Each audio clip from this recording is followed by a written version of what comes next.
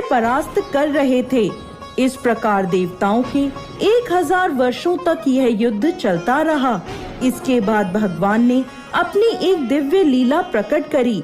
भगवान अचानक युद्ध क्षेत्र से अदृश्य हो गए और बद्रिका आश्रम में चले गए। वहां उन्होंने हेमावती नाम की एक अत्यंत सुंदर गुफा में विश्राम किया।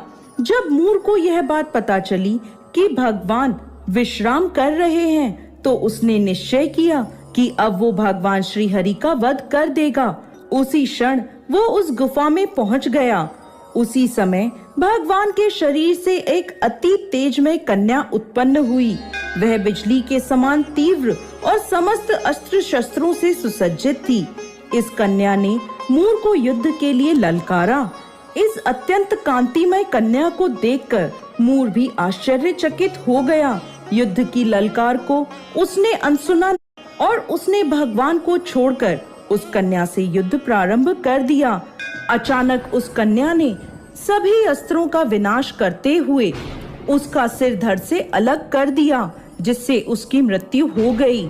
जैसे ही उसकी मृत्यु हुई, भगवान श्रीहरि निद्रा से उठे और उस तेजस्वी कन्या से पूछने लगे, हे देवी, आप कौन हैं और इस असुर का वध किसने किया?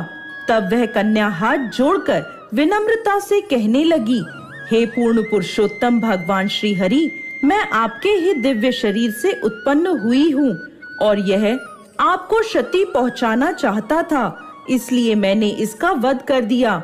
ये सुन भगवान अत्यंत प्रसन्न हुए और कहने लगे, हे देवी, आपने सभी देवताओं को इस महान संकट से बचाया है और आपके इस पराक्रम से मैं अति प्रसन्न हूँ।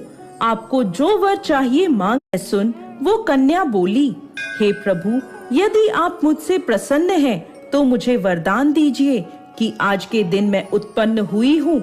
जो भी व्यक्ति आज के दिन उपवास कर आपकी पूजा आराधना करे, मैं उसके समस्त पाप नाश कर सकूं। जो भी व्यक्ति आज के दिन संध्या के समय भोजन ग्रहण करे या संपूर्ण उपवास का पालन करे, आप उस व्यक्ति को सुख, संपत्ति और मोक्ष प्रदान करेंगे।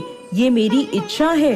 यह सुनकर भगवान श्री हरि बोले, हे देवी, आप मेरी आध्यात्मिक शक्ति के रूप में कृष्ण पक्ष के 11वें दिन उत्पन्न हुई हैं, इसलिए संसार आपको एकादशी के नाम से जानेगा।